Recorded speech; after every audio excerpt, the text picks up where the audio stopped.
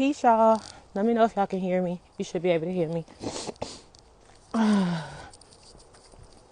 wanted to hop on right quick and talk about how has colonialism, white supremacy culture affected your ability to heal, right? So we always talking about healing, but most of the time we're healing through the lens of white supremacy. We are coded in white supremacy. We're coded in colonialism.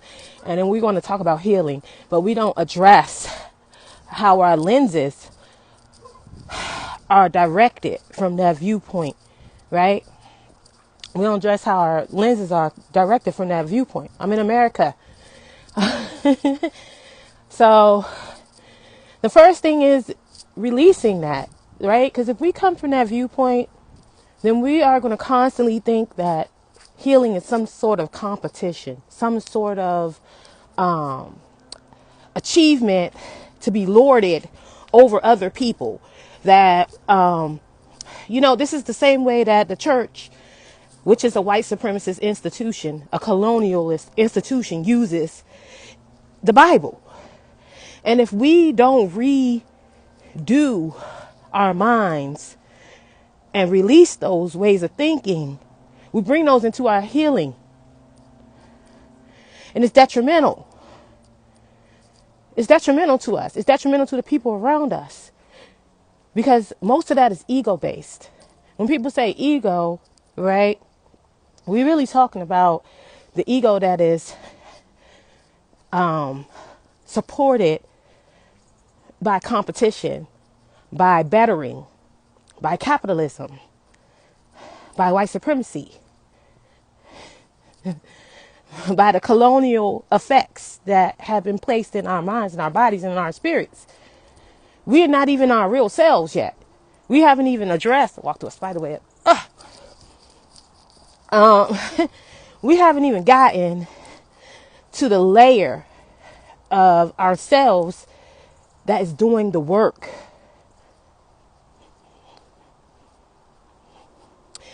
I have changed the conversations I now have to have with my children versus what I was versed in by my parents' way of living. Yes, it's a lot of reworking, right? Because a lot of times as people of color, black people, right, we already start in a detriment, right? We're starting from we're not good enough. The way that we move through the world is a problematic. We're harmful, awful people. Or we start from I'm not like those black people. I'm better than those black people. I'm different than those black people.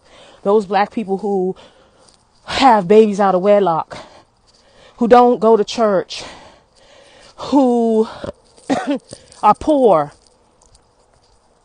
who are disenfranchised and live on the margins of life. Any black person that's honest with themselves know that you are literally one paycheck, maybe 2 to 3 at the most, away from being in those same circumstances if you're not in them. Literally. Especially in these times, the way capitalism is capitalizing. So, really looking at what does healing holistically look like for a black person.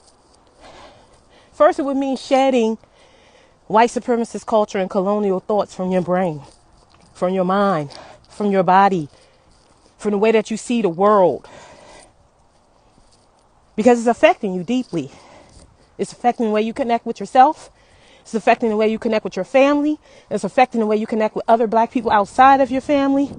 And it's affecting the way that you move through the world and the attachments that you have to things in the world. And it's hard.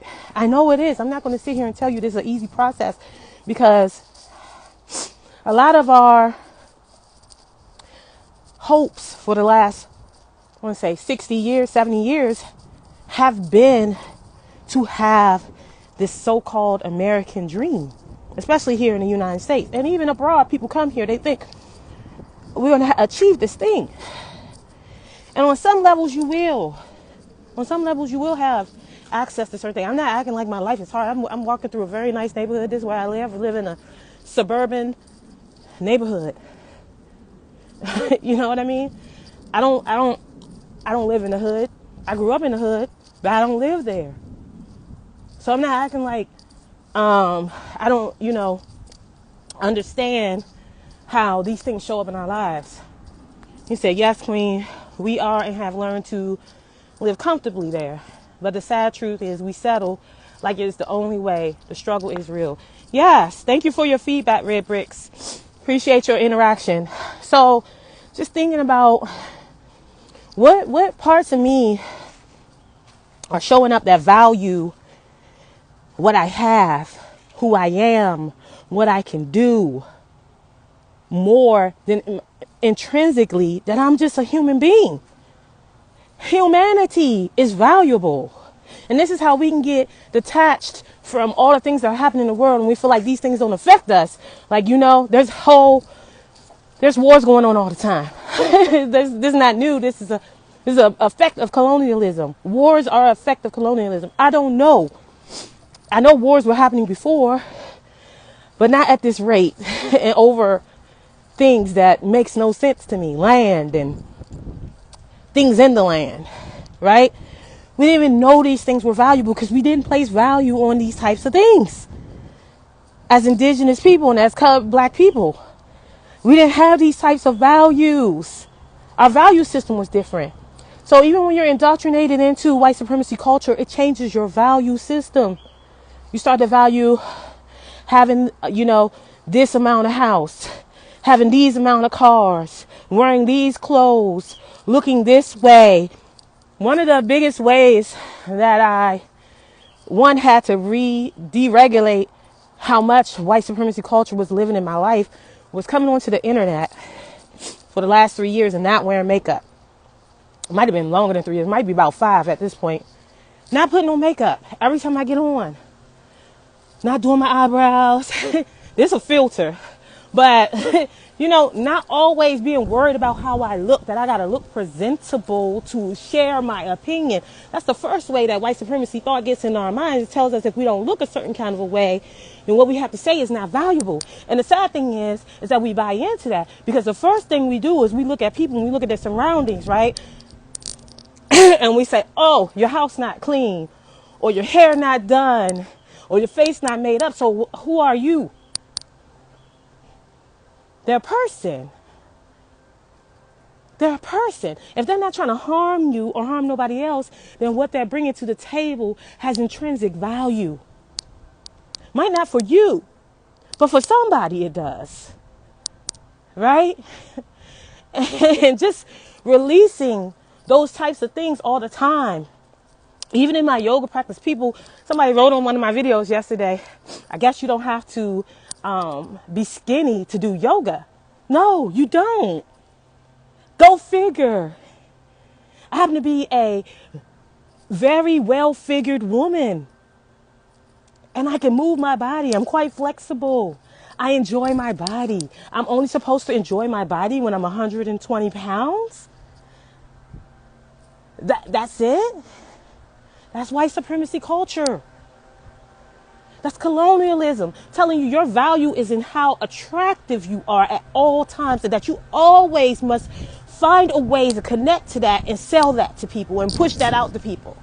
You can't just be you and be comfortable because there's no value in that. See, that's capitalism telling you everything all the time.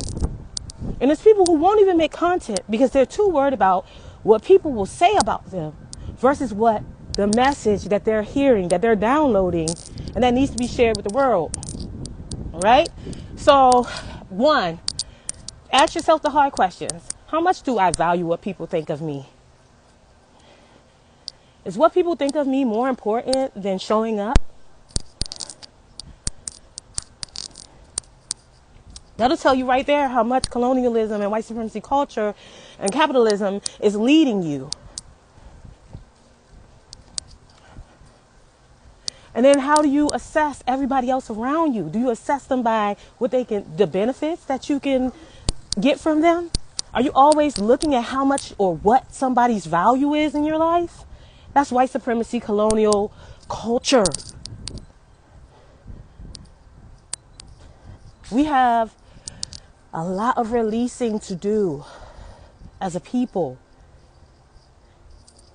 We have a lot. Because we can't continue on this road. As you can see, they are fucking everything up. They are tearing everything up because their only thing is extraction. What can this thing do for me?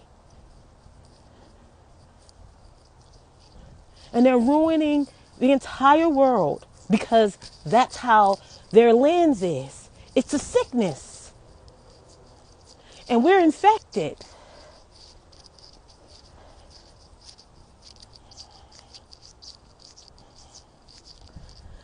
Thank you, sis. We're infected with this sickness and we don't know it. We think it's normal to think like this. We think it's normal to assess everyone's value or what they do or what they bring to the table. And this stuff makes its way into all of our conversations. That's why I don't participate in none of these black men this, black women this conversations. These conversations are innately white supremacist. Everyone sounds like a damn slave auctioneer. What can you bring to the table? How much do you make? What are you doing? I'm not saying you shouldn't have values. I'm saying, how do you approach your values?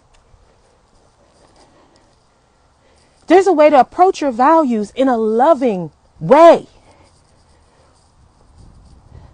No one's saying accept anything. I'm saying there's a way to say what you need. There's a way to communicate that effectively, lovingly. And we are not going to get there with these lenses. You know, I need glasses to see. I'm blind as fuck. Right? and I think that's why I can see various things that some people don't want to see. It's because I have to depend on something to help me get through the world. So I'm more open. I'm more susceptible to look outside of my point of view. Because without these, I can't see shit. I have no point of view. And when you are a person who depends on something, grew up in foster care as well, grew up with a very abusive parent and was placed in foster care, so I had to depend on people for my survival. You learn how to look at things in various ways. You learn how to see the world differently. And a lot of us just don't challenge ourselves to see other perspectives because we want to be right. We're so stuck on absolutism. Everybody's perspective has a place. My thing is, I want to know why you think what you think. I want to know why you feel what you feel. I want to know how you got there. That's more important than me telling you you're wrong.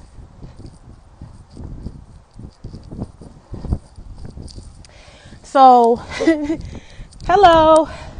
I want y'all to really, think about that. How is capitalism? How is white supremacy? How is colonialism running my life? And is it keeping me from healing? Is it keeping me from accessing my healing?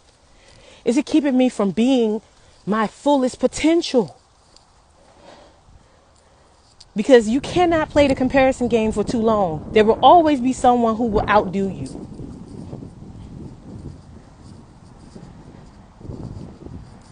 That's why they put blinders on horses. So they can't see the other horses. They can do what they got to do.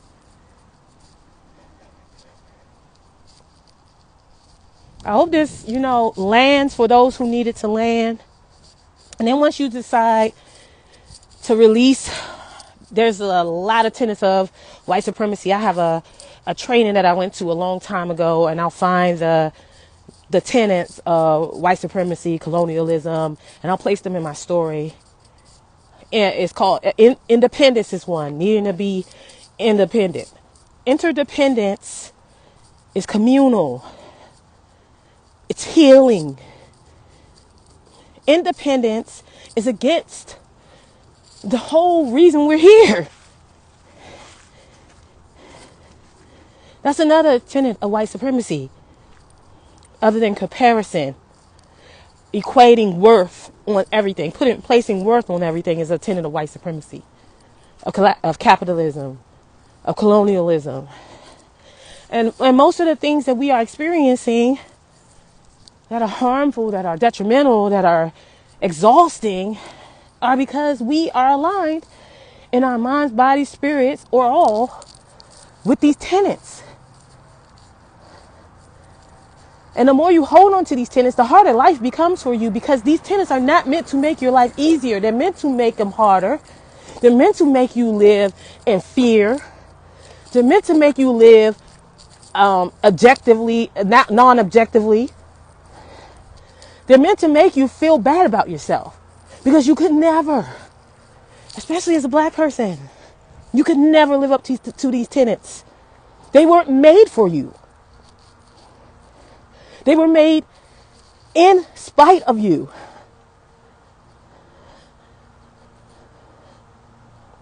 So you could think, I'm going to be the best. You could be the best. But for who? For you, or to prove you're the best?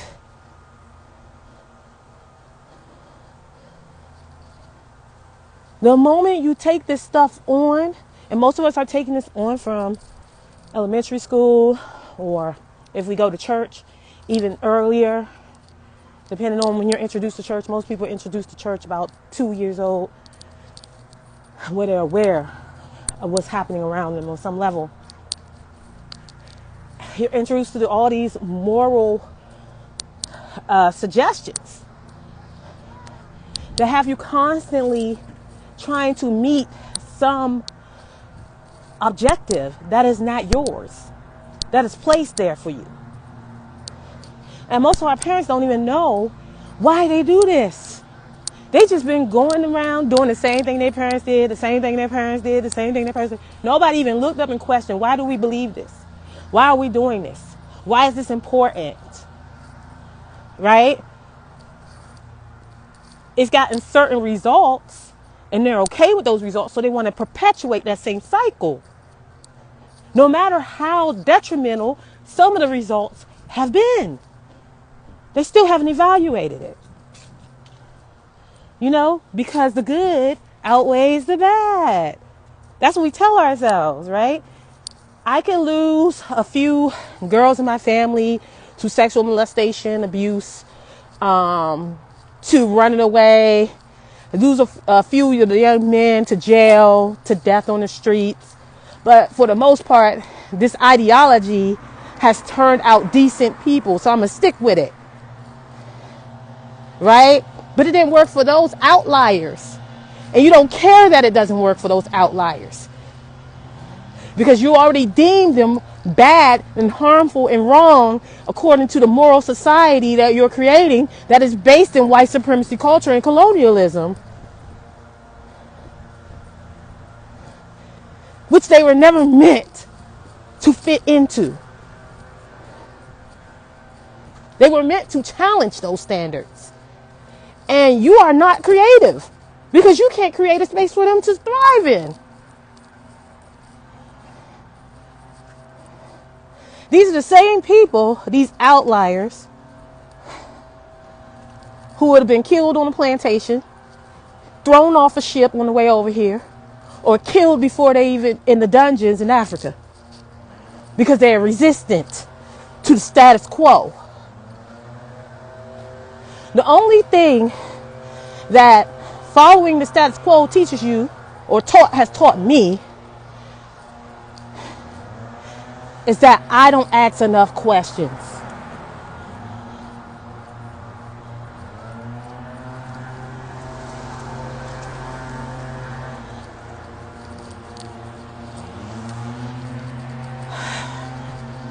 That's it. For those of you who are willing to expand and push beyond what you're constantly being shown, I hope this helps. Yeah. This is where I would do my little spiel, but you know what I do. If you want to hang out with me, yoga, coaching, all of that. Expand your mind, expand your vocabulary, expand your body, expand yourself. Links in the bio. I'm going to hop off here and finish my 5 miles. I hope y'all take care of yourselves. Peace, y'all.